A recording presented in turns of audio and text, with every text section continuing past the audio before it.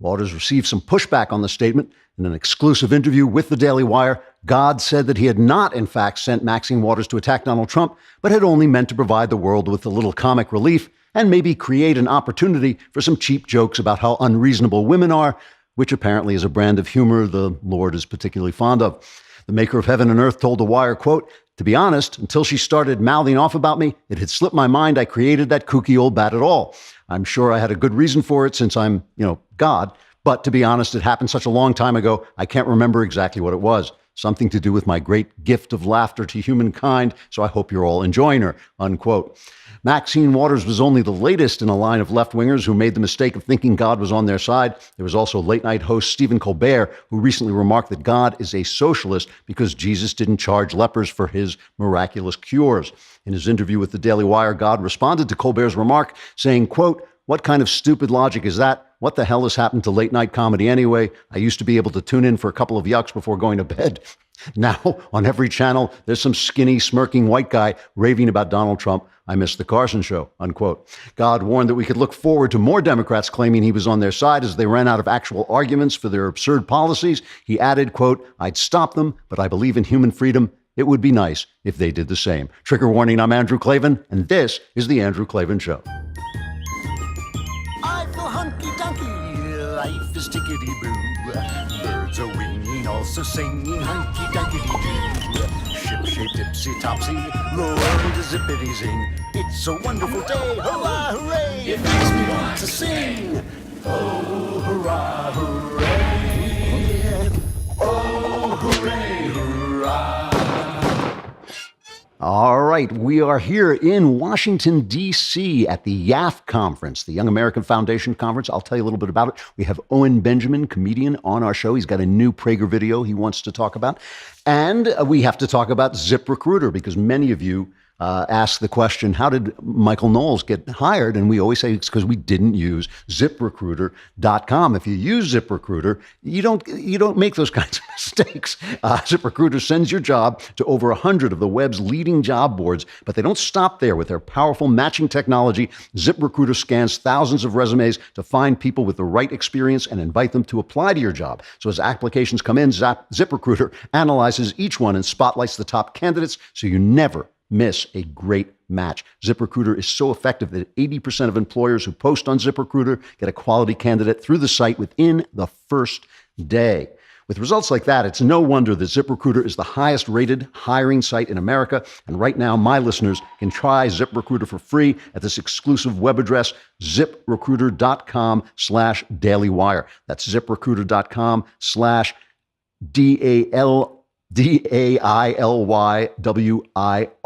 ZipRecruiter.com/dailywire. ZipRecruiter, the smartest way to hire. Don't let Michael Knowles happen to you. All right, so I got into D.C. Well, first of all, I love being in D.C. and I'm here for like a minute. They fly me in, they fly me out. But Sebastian Gorka got in touch with me as I was landing and said, we've never met. He's been on the show a number of times. I think he's going to be on again, hopefully next week or the week after. But we've never met. So he said, come on over to the Trump International Hotel, which is right down the street from where we're staying. And I walked over there. And the last time I was in this place, used to be what was called the old post office. And it was a ruin. I mean, it was just a dinosaur, absolutely empty building, and had been sitting there for years and years and years. And Trump won the bid to redo it, and he redid it. I believe he brought it in ahead of schedule and under cost, under his bid, which is pretty amazing. Something he did in New York with the skating rink in Central Park. One of his very big claims to fame is while the government was screwing up the skating rink, could never get it done. He got so ticked off of seeing this unfinished Central Park skating rink outside his window that he finally said, I'll do it. And they finished it in months. It was done as a beautiful, beautiful addition to the park. Anyway, this hotel is absolutely beautiful. And it's got this vast, vast lobby bar, and you come in there and it's kind of like, remember the alien bar in the first Star Trek? It's like that for conservatives. It's like every conservative in America is in this bar, like there are conservatives from Mars, conservatives from, Venus, all these different conservatives are there. And I shook hands with Donald Trump Jr. and Kimberly Guilfoyle was there, his new girlfriend. And she introduced me, when we get to Stuff I Like, she introduced me to one of the young fellows who had written one of our Stuff I Like theme songs. And she was there there. And, I'm a political junkie. And so sitting in that atmosphere it was just magical to me. All these guys sitting around who are kind of like, fixers. They're fixers, they're the kind of guy, there's nobody ever sees them, but they're always kind of behind the scenes. I asked one of them, he was supposed to be the kind of great seer of political, outcomes. And I asked him how we're going to do in the midterms. And he said he would bet right now that we were going to lose the House, but he was absolutely sure we were going to keep the Senate and add a few seats. He said anybody who tells you we're not is ridiculous. So we'll see. He admitted that he was a pessimist, so maybe he's wrong about the House. I hope so. This gut feeling that we may actually keep the House, which would be remarkable as the fact that Trump's ratings just went up. His approval rating went up to like 50%, shot up. And so like a lot of the things that maybe people think are going on aren't going on. Anyway, then I came on over to the hotel. Traveling with Shapiro, you get mobbed by fans. It's kind of like being Ringo Starr. Like sort of you get mobbed after they finish with Paul McCartney. They come over and mob you. But it was great, and the kids are so great. And I gave my speech earlier in the day, and I was talking to them about the fact that the first speech I ever gave was to YAF, a YAF conference, and it was an absolute disaster because I spent my life in my room like writing fiction and talking about werewolves and cops and what if a werewolf became a cop or should a cop become a werewolf, and then went out and gave this kind of high intellectual speech while everybody else was delivering the red meat and just died the absolute death. So it was nice to come back and get a nice, I got a very nice reception, really, really pleasant. I was talking to people about the culture, which is kind of the thing I know best. And, I've been in some form of culture creation all my life. That's all I've done is write novels, write screenplays, now doing videos. Every time a new technology comes along, I've been in it, and it's funny. I always find myself going out and giving speeches to young people and saying, what you should do is get on YouTube. And then I find that I'm on YouTube. And I go out and give speeches saying, well, what you should do is do fictional podcasts. And then I start another kingdom. So maybe I should just give speeches to myself. Maybe I'm the only one who's paying attention to me since I go out and do the things I tell people to do. But one of the things I talked about that I just think is so immensely important is because the left owns the culture. These narratives, and when I talk about a narrative, what I'm talking about is a kind of a cloud, a cultural cloud that surrounds you. You don't even know you're breathing it in. You have opinions that you think are rock solid, but you've never really thought them through. You don't even know where they come from, but that's just the narrative. That is the American narrative or the Western narrative, and it's created now by the left because they own everything. They own the academies. They own the television stations. They own the movie studios. They own publishing, most of it. And so they managed to create this. And I was talking about the four kinds of narratives that I think are so powerful and overwhelming and pointing out what they all had in common. And I talked about abortion, the fact that 3,000 babies are being killed every day in America, and though many on the right understand that that's wrong, none of us feel it. Not one of us feels it. I'm sorry, none of us feels it the way we should. We don't feel the urgency of it. We don't feel that something must be done right this minute because the narrative that surrounds us has kind of taken the atrocity out of it, the sense of an atrocity out of it. And then about feminism, I always love talking about feminism because guys are not supposed to criticize feminism, and I think feminism stinks. I think feminism is one of the truly harmful and destructive philosophies that's ever come along. And I'm an individualist. I want everybody to do whatever he or she wants to do with his life.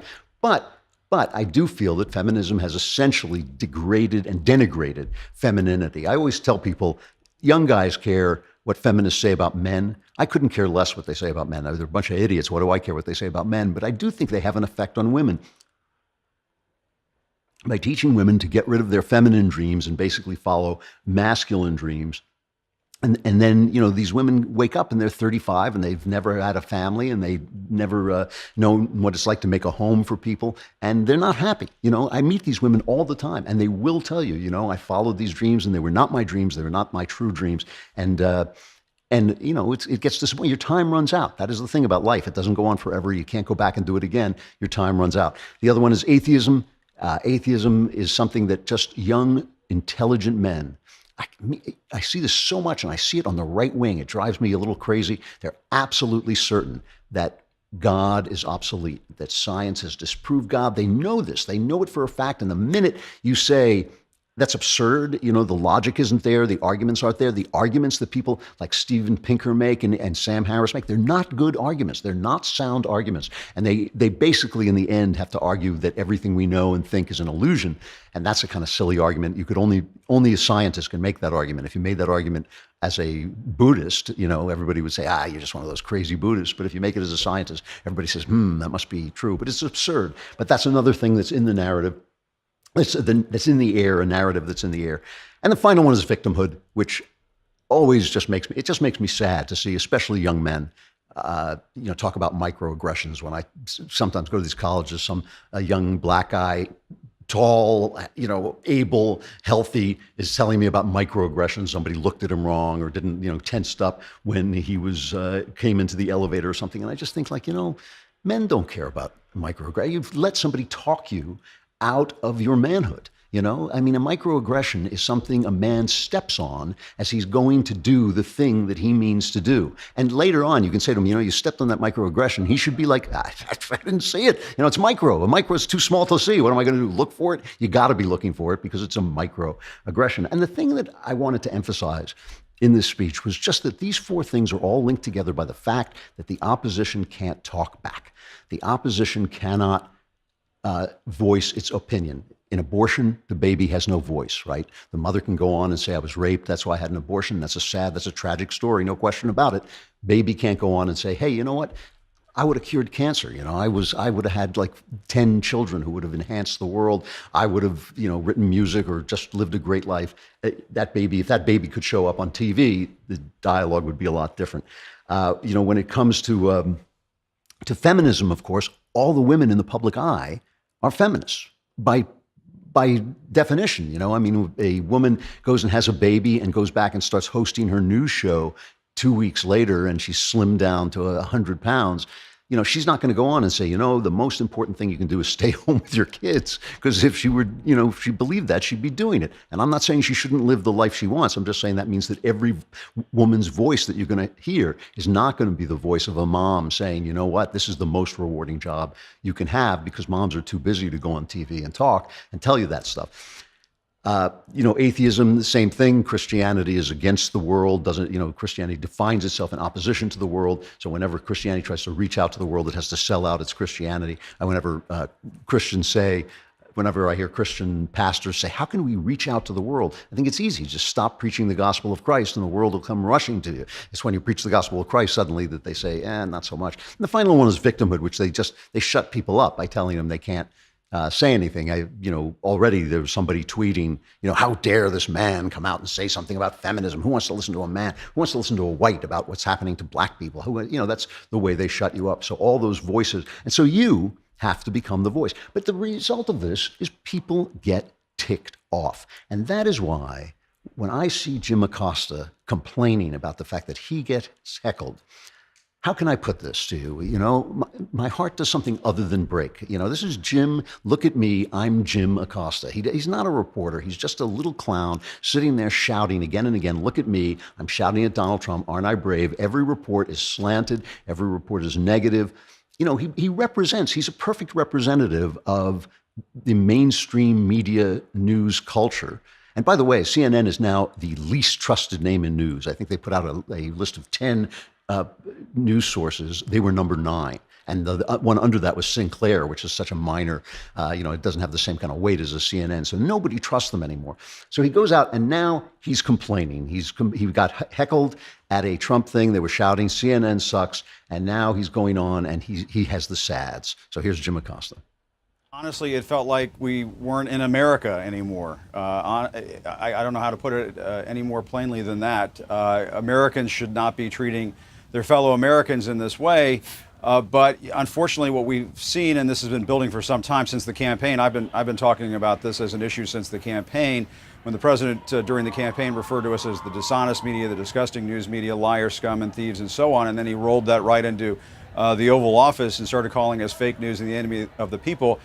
He is whipping these crowds up into a frenzy to the point where they really want to come after us. And we have these bike rack like barriers around the press cage, as we call it, to protect us essentially from people who might take things too far. It's unfortunate because, and I try to calmly talk to a lot of these folks at the rally last night to say, listen, hey, tell me what you want to talk about here. Why are you guys so upset with us? And they would kind of go through a list of questions.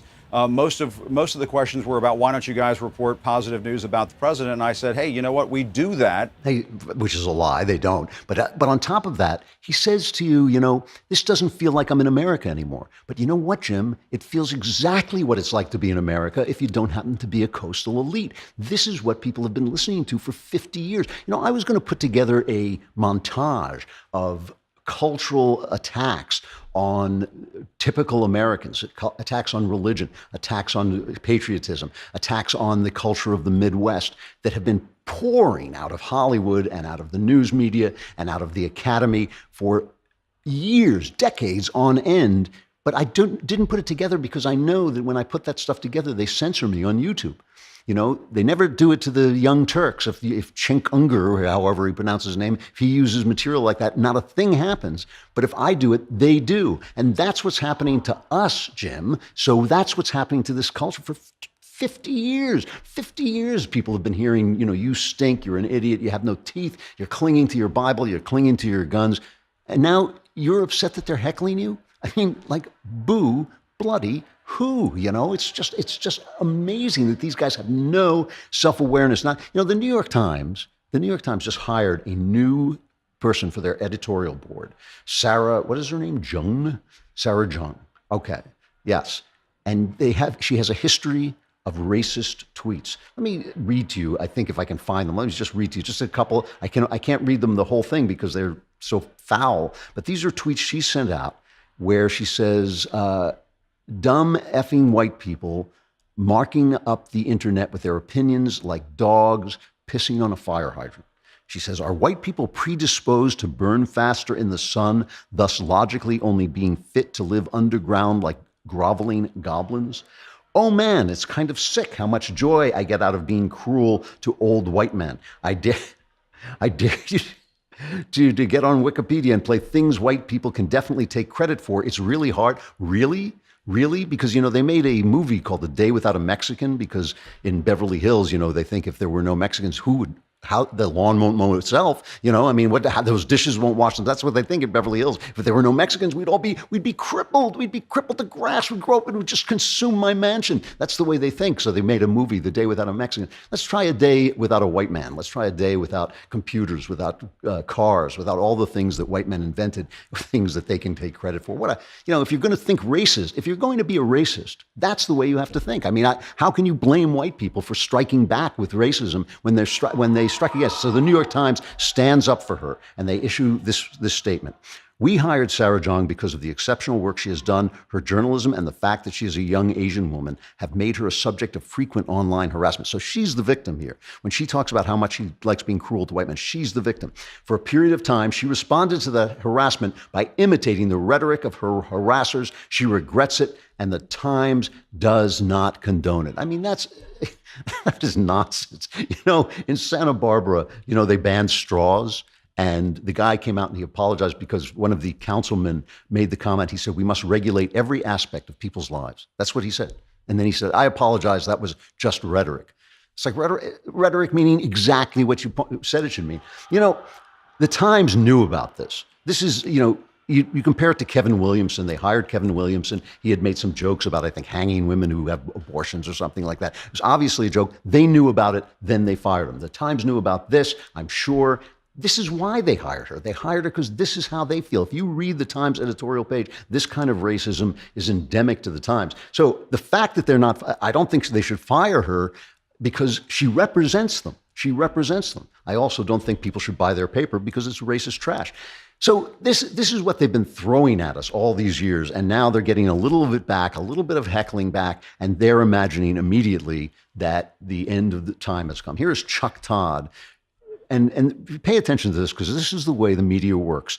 Because they live in their own imaginations, because they don't live in America, they live in their own minds with other people who share their ideas, they can immediately go over the top because everyone around them feels the same way. Here's Chuck Todd. This kind of unfocused, visceral anger at the other side are really neutral people like folks in the press corps. it can lead to this.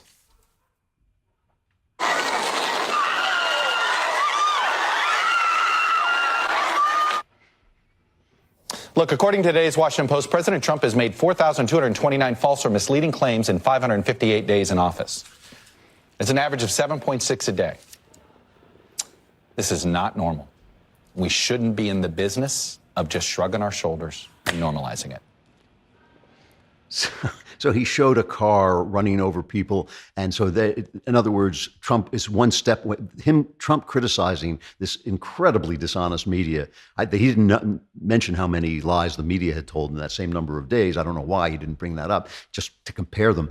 But immediately he's going to be killed because people are fighting back against the media that has been lying about them. And remember, it's not the lies. It's not the lies. It's the bias. Okay, they do lie. It is true they lie, and they lie with a purpose. When they say Trump has taken the statue, the bust of Martin Luther King out of the Oval Office, that has a purpose. That's not just a mistake. That, even if it was a mistake, it's a mistake with a purpose. They do it on purpose. It's not the lies, though. It's the bias. It is the idea that if somebody raises the issue of abortion and says maybe, you shouldn't kill your babies, that suddenly we're in The Handmaid's Tale.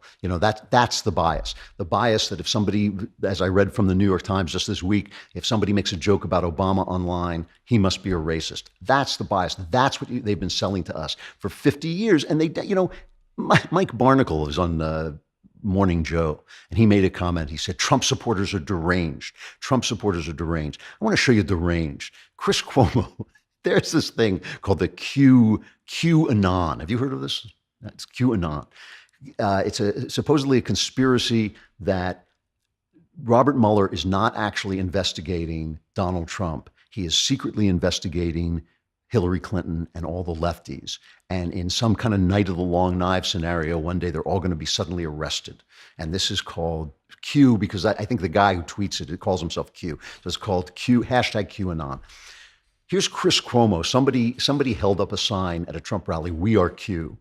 And Chris Cuomo decides that Trump in his speeches is secretly communicating with Q. Listen to this, talking about Trump supporters being deranged. Here's the press.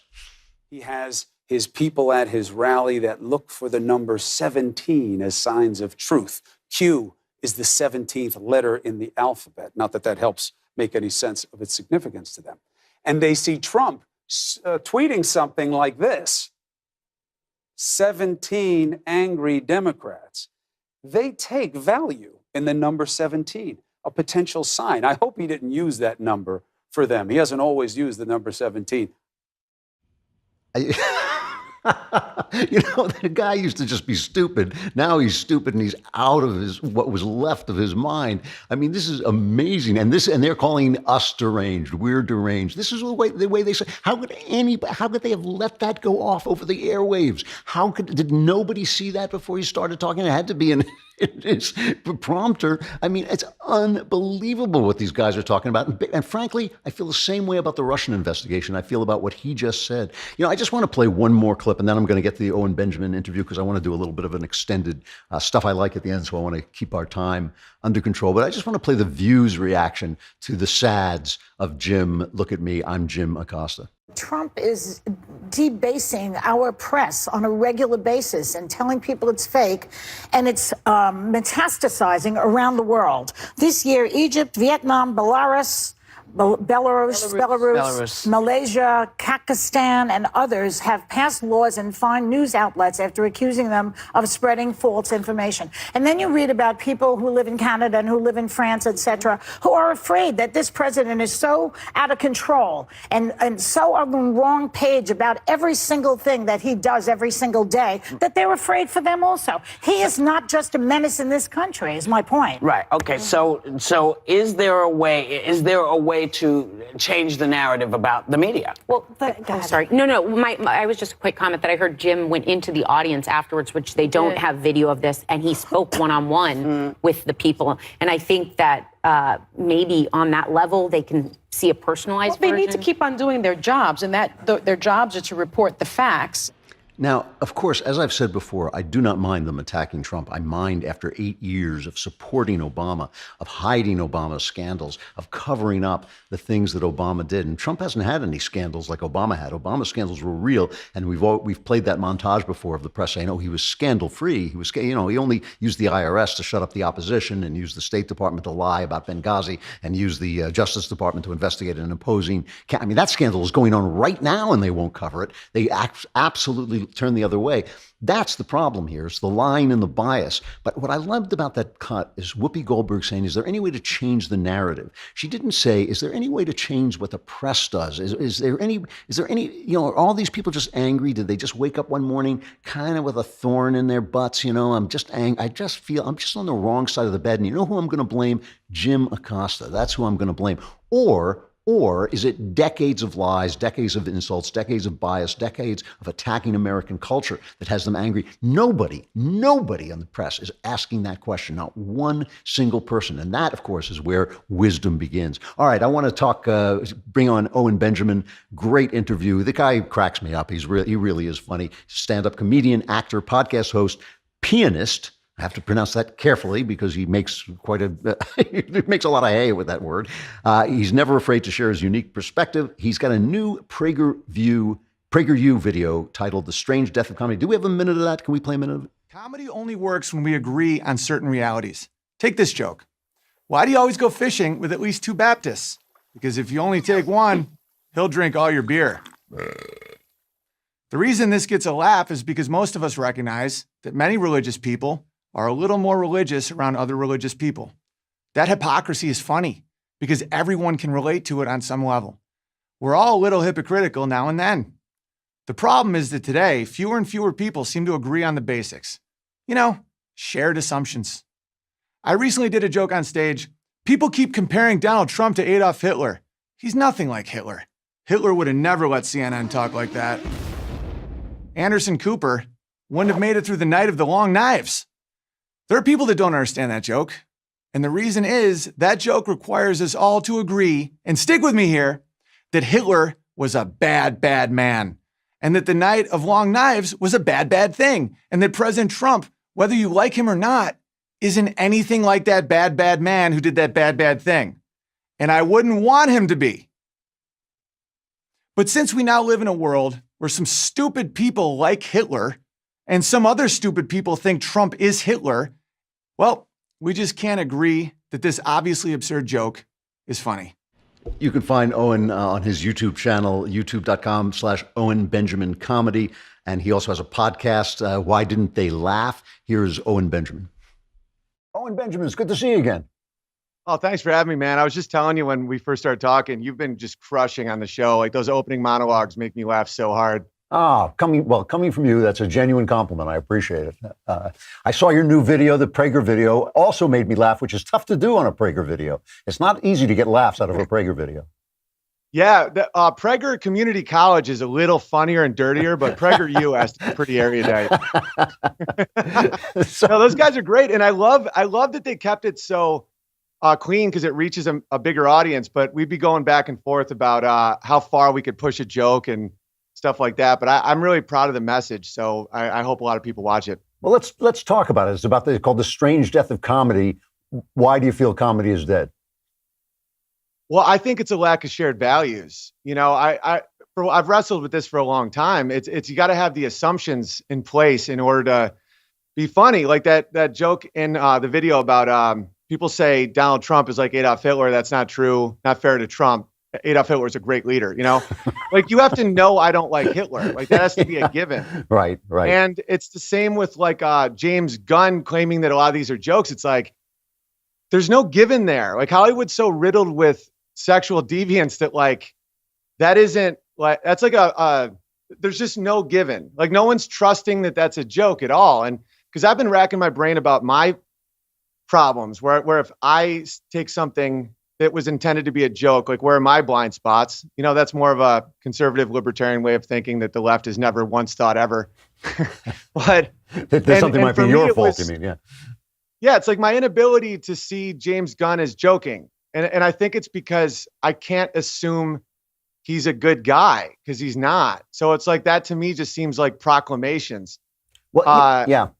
No, go ahead. Well, I mean, it is a real problem in Hollywood. There is a pedophiliac mafia. We know it's there. It's come close to being exposed. I'm not saying he's part of it. It just makes the jokes a little less funny. Yeah. Well, I think there's evil doers and evil followers, and I think the majority are evil followers, not doers. Gun to head, I don't know what is he actually attracted to children? Probably not. I think the majority of Hollywood is not actually pedophiles, but what the majority of Hollywood is they will cover for people. They will see things that are horrifying and not say anything. They will defend evil. And it's almost like the way, pimps and hookers all have that pyramid force of don't rat on me, I don't rat on you. And that to me is pretty gross. Like when I came out against Jesse Thorne about his 5-year-old transgender kid, and I named him my name. I got kicked out of CAA, Principato Young, which is one of the biggest management companies there. I had a publishing deal with Norton that did Guns, Germs, and Steel and all that, like a big upfront money deal. Like all of it just started vanishing, all of it gone. Wow. And it's not because these people, like privately, they'd be like, hey man, I know they're like, I know you're right. But that only lasts like a year. Like when people pretend to be something they're not, the neuroplasticity in your brain starts becoming that. That's why when people like pretend something's okay when it's not, I'm like, man, you got about a year before you have to address that. And you either have to admit to yourself you're a coward or believe it, and you'll believe it. Well, and so that's why. Yeah. Go ahead. Kurt Vonnegut wrote a novel called Mother Night, and he said the theme is you become what you pretend to be. And I think you're absolutely right. Yeah. I believe in free will and a soul. So, but at the same time, there is determinism affecting us. And one of the proofs against determinism is all the carrots and sticks would have made me a liberal in Hollywood. And I broke away from that. Like all of my motivations would have kept me in that kind of silver screen hell. Because I had my biggest year the year before I left and all this started happening. So it wasn't like this weird decay. It was like this Kaiser Soze moment where I'm like, wait a minute, you guys are really trying to like dismantle families. It's one thing when the liberals are just these wacky anything goes people, but once they start inflicting on others, especially children and other people's way of life and way of worship and way of living, freedoms they have, that's the worst of both worlds to a degree where people have to fight it or it's going to come for them. Appeasement just means you get eaten last. Well, let me ask you this. You have a song that I saw online. I can't say it, but the thing is that N-word stole my bike. I got to tell you, it cracked me up. But at the same time it cracked me up, I felt a little chill, like, whoa. Is there a point where you've gone too far? Is there in your own mind a place where you've crossed the line? Well, it's funny you bring that up because that's the only joke in my entire career where I actually think it wasn't ready, because it's based on a meme from Mike Tyson's Punch Out. It's there was a meme from like 2001 where it was little Mike is like jogging and it goes forever, and there's a black dude on a bike and he's jogging behind it, and that was the joke for like a decade, and it was nothing. It was just funny. And but in my life and in my career, I never call black people that, even in like jest, but I will use the word in irony. Like I'll call Justin Trudeau that if he's trying to ban Mother's Day or something, but the joke just wasn't ready. Like the whole joke now, which I don't even really do on stage anymore because there's just too much heat around it. But it turns out it's like, oh, that N-word's white. And that turns out it's Justin Trudeau stole my rights. Like I make an irony out of it because that's the one time where I'm like, that might be too far, but the comedian's role is to go too far. Sure. And I co-wrote that with a black guy. It's like, I had this argument with somebody recently where someone was like, well, black people have said, don't use that word. I'm like, what about all the ones that squeal with delight when they're friends with a white guy who knows they're cool and it's just so taboo and weird, and they laugh and they're like, well, that's a minority of the black population. I'm like, so now you're going against a minority? I'm like, don't battle with me, bro. Did you see Nanette? Oh, horrifying. Is that the Australian that says jokes aren't funny anymore? Yeah, she stops in the middle of her comedy routine to announce that she's not going to be a comedian anymore because she doesn't want to make straight white men feel good about themselves, and she's just lacerating herself. Oh yeah, it's mind blowing. That's like if someone's a plumber and they're just like, you know what, I'm done with this pipe stuff. You deserve to have PPL over you because you're white. Like, it's that crazy. Because like I didn't like Chris Rock's joke about more white kids need to be shot, but I got the structure, and of course he should take the risk and whatever. Like, it doesn't even make me not like the guy. I just think that was a misread. So I think everyone should give each other that element when you're dealing with stand-up comedy. The only reason I thought James Gunn should be fired is he directs kids movies, which that'd be like because of that N-word stole my bike. Like if I got fired from like Selma 2, I get it. You know, if someone's like, hey, Big Bear, we know you're not racist, but like this song, like it's going to piss people off. I'm like, of course I should not direct Selma 2. It's the same with, Guardians of the Galaxy 3 is for kids. And it's like, there's videos of this dude making jokes that I can't even come close to repeating because even censored, it's insane. I'm not even talking about his tweets, like videos of the guy. I tweeted one. It's just, the guy's a total scumbag. Yeah. And so free market firing is not like, because I'm a free speech absolutist to the point where I'd really wrestle with whether or not pedophiles are allowed to say they're pedophiles. And I had to say yes, even though I physically want to kill them. Yeah. But at the same time, you got to let businesses fire people. I'm like, what if you find out your babysitter tweeted that 10 years ago? No firing? He has his rights? Like, no, of course not.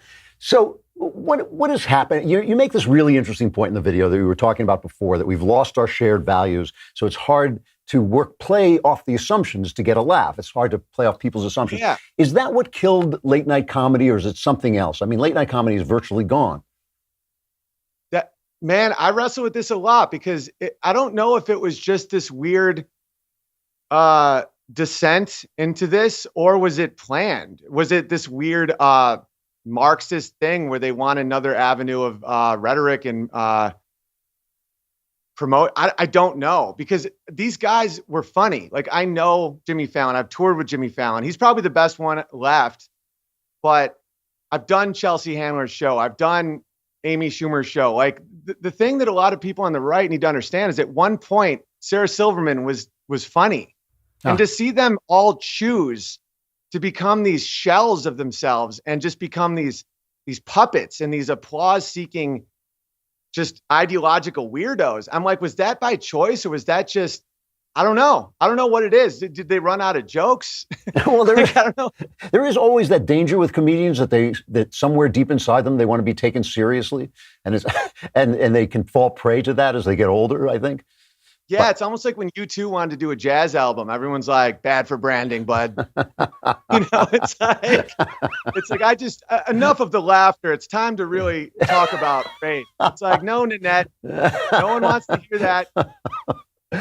So all these streaming services, they're now featuring a lot of stand-up. There's a lot of stand-up on this. Is there anything that you see that you really love?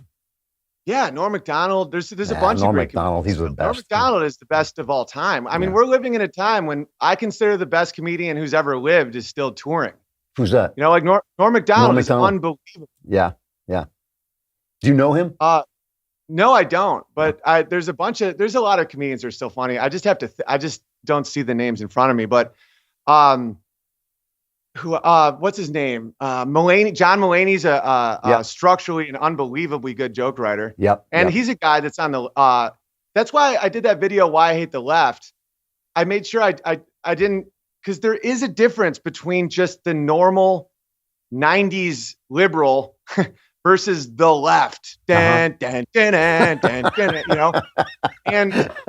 Mulaney reminds me of a guy where I would disagree with his policies, but I would have beers with him and be like, that guy's a funny guy, Yeah, he even talked about that. He's not a very political guy on his last routine. He just, Trump appalls him, but he's not a political person. Yeah, which is cool. And I think that's, when you're on Netflix, it means you are a political person and it's on the left. But other than, I'm just kidding. But I like that guy. I just think that what's happening is everything's so politicized, and people are like, well, why do you do politics, like your best stuff is men and women stuff. Because my best material is always relationship material and how men and women are different and how you can make fun of. Because I can make fun of women and they laugh, which is a big thing in the comedy world. Yeah. And I'm like, you can ignore politics, but politics won't ignore you. And it got to the point where saying men and women are different was considered like hate speech. And then it's like, all right, we'll just talk about football. And they're like, what? How do you feel about kneeling? And then you're like, let's just go shoot guns. And they're like, excuse me. And you're like, all right, I either have to beat this leftist dragon or I can never talk about anything again. Well, so now you have paid a price. I mean, you really have, and you had all these deals and they've gone away. What's happening in your career right now? Great, man. That's the funniest thing. It's through the looking glass is I'm trying to be, I do a lot of live streams on my YouTube channel. And one thing I try to do is show people how they can construct a career outside of Hollywood. Cause that's the future's there, you know, same with education. That's why I love PragerU. I love Dan Carlin's Hardcore History. I love Eric Weinstein was talking about this, or was it Weinstein or was it Rowe? Shout out to Ben Shapiro's Sunday specials, by the way. They've been unbelievable. He's terrific. Yeah, and he was talking about how the gatekeeper to information is gone and no one's really reacting. It's almost like the housing bubble took like 2 years to like actually fall. It's like college the appeal's over, you know, because now you can listen to like a Harvard lecture for $1. And that's why all these like truckers are becoming like intellectuals. And it is, it is why they're trying to censor. Well, it's why they're trying to censor social media, isn't it? I mean, they want it back. They want to take back that gatekeeping role. Yeah, so many people don't understand how rooting for the underdog conservatives are, where it's a lot of these regulations keep the single mom who wants to be a hairdresser out of the business, or minimum wage makes certain work illegal, so no one can have an entry-level job, and all these things. You know all the history behind a lot of these labor unions and all this stuff. It isn't what people think. It's this lie that keeps being pushed. And one of the big lies is you got to go to college to make something of yourself. Right. Like I have 2 sons under 3 right now. And, one was born 3 weeks early, little Charlie. We had a bunch of complications. And it blew my mind as I'm holding him that the Democrats want to be able to, if he was still in my wife, he could be abortable, which is like mind-blowing. You know, like that's straight up evil. Yeah. But I'm looking at these kids and I'm like, I'm not going to do a college fund. I'm going to do like a small business fund. I'm going to be like, I'll raise an egg for you so you can launch your own business. And I'm going to teach you better than any state school. And my parents are professors, so I'm not. I'm very knowledgeable in that world. Yeah. And it's these unlimited loans just devalued it. It skyrocketed how much it costs to go to college. It flooded the market with anyone can go to college. So now the degree doesn't mean anything unless, it's like Harvard or something. So if people want to see you now, where do they go?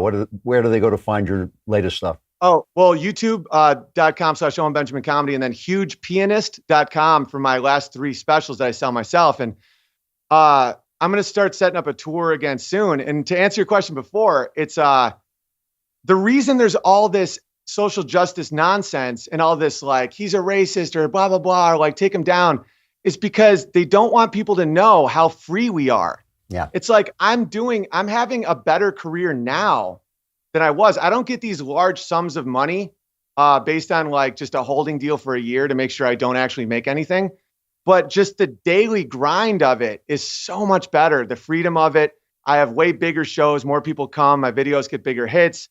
I have more self-respect. My wife loves it because I get to just completely be myself and not have to kneel to something I don't like. And I recommend people just don't be scared of it and know thyself. If you're not hateful, which I know I'm not racist. I was raised in a family and in a life where my piano teacher was trans back in the 90s when it was like unheard of. We'd have students from all over the world come live with us and stuff. So I know exactly what I am when it comes to prejudice. Like I'll prejudice you if you have a face tattoo, not because you're black, Yeah, right. And so I know enough about myself to take these big risks. So if you know yourself and you know you're not hateful, just go and trust your gut and trust your values and don't be intimidated by this shame squad. I agree with you 100%. Owen Benjamin, great to talk to you again. And thanks very much. Man. Big fan. Thanks a lot. I appreciate it.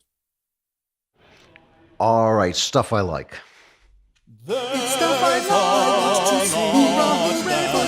Andrew Clavin likes to I had to play that again. It was by Anthony Leonardi and Norman Young. And last night, Kimberly Guilfoyle introduced me to Anthony Leonardi. Really nice guy, really sharp, and he was thrilled when we played it on the show. So we played it again. That's why. Stuff I like. I want to talk, I may have talked about this film before, but I want to talk about it in a different context. I want to talk about The Searchers, which is a 1956 film. It's considered one of the great American classics, one of John Wayne's greatest roles. The truth about it is only half the movie is any good, but that half is one of the greatest movies ever made. It deals with John Wayne plays an Indian fighter whose niece is kidnapped by the Indians. And he goes off to hunt her down, and really he wants to hunt her down and kill her because he figures once she's been raped by the Indians, she's no good anymore, and she's going to become a squaw. And he just despises the Indians. And there's two stories. There's the home story. There's John Wayne and Jeffrey Hunter go out hunting for Natalie Wood, who's the little girl. And then there's the story at home, and the story at home is just mock comedy. It's not very funny. It's really kind of dated and all this. The stuff with John Wayne is one of the greatest movies of all time, and it's worth watching. It's worth sitting through the other part. It's not terrible. It's just worth sitting through that other part to see this great picture. Here's a little clip where they find some Indians. They're searching for these women who've been kidnapped, and they find some Indians. Here, let's just play this 1 minute clip. I found Lucy back in the canyon. Wrapped her in my coat. Buried her with my own hands. Thought it best to keep it from you. Oh. Did they? What was she? What do you want me to do? Draw you a picture? Spell it out? It's a very, very compelling story of a guy who just despises the Indians, has good reason to despise them, and is hunting down the niece that he loves because he loves her. He wants to kill her because he feels like she's lost. When you watch this film, what comes to my mind is the parable, the story, it's not a parable, of Jesus and the woman who's taken in adultery. I'm sure you all know the stories. They bring her, the scribes and the Pharisees bring her to Jesus and say, should she be stoned? And he says, well, yeah, let he who is without sin throw the first stone. And everybody goes home, of course. And then he says, to the woman, he says, go and sin no more. And it's an amazing story. It's not in the earliest Gospels. It's not in the earliest copies that we have of the Gospels. And so there are people this very day, some on the right, who want it removed from, it's in the Gospel of John. They want it removed from the Gospel of John. They say, well, it's not in the earliest editions, the earliest copies that we have, so therefore it's not real. And they actually want to take it out of the Gospels. There's a whole other school that finds very, very early references. It's not in the Gospels. They're very early references to the event itself. So it's in texts that very close to the event, people saying that this woman was brought before the Lord and that basically telling the story, even though it's not the John version. So it seems really clear to me that it was actually edited out, not that it was edited in. And the reason it was edited out, I think, is pretty obvious, that it's offensive to everybody. If you are a leftist and you hear that this woman has been brought to be stoned by adultery, you say, oh, this is so judgmental. There shouldn't be adultery. There shouldn't even be marriage. These are just cultural constructs, the construct of sin. What do we do? We're going to stone people. Look at this evil thing that's been stoned. If you're on the right, though, there's also this argument, well, if you let her off the hook for her adultery, then adultery will be without a price, and therefore marriage will fall apart. Marriage is one of the pillars of society, and therefore society will fall apart. That's how conservatives think. They do think that way. And Jesus says, it is a sin. Let he who is without sin throw the first stone. And I really do feel that idea that the moral universe is there, but it can only be understood through love and compassion. It can only be understood by including ourself in our condemnation and really not judging not lest we be judged, which is the one thing that Jesus said that would get him crucified this very day, not by the left, but by everybody. When you say judge not lest you be judged, people go nuts. And when I point out that he really meant it, he meant that you cannot judge a person's state before God. And when he said, take the plank out of your own eye before you remove the mote out of another person's eye. He actually meant that. He meant that you should do that. And that's a lifelong occupation, taking the plank out of your own eye.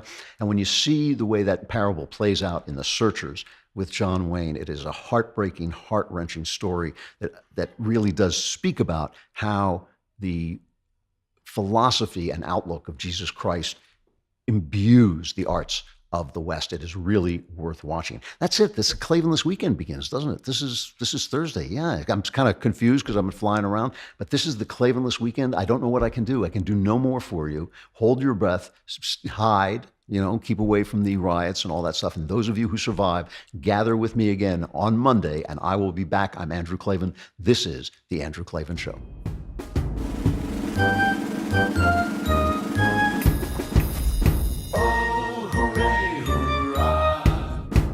The Andrew Klavan Show is produced by Robert Sterling. Executive producer, Jeremy Boring. Senior producer, Jonathan Hay. Our supervising producer is Mathis Glover. And our technical producer is Austin Stevens. Edited by Emily Jai. Audio is mixed by Mike Cormina. Hair and makeup is by Jesua Alvera. The Andrew Klavan Show is a Daily Wire Forward Publishing production. Copyright Forward Publishing 2018.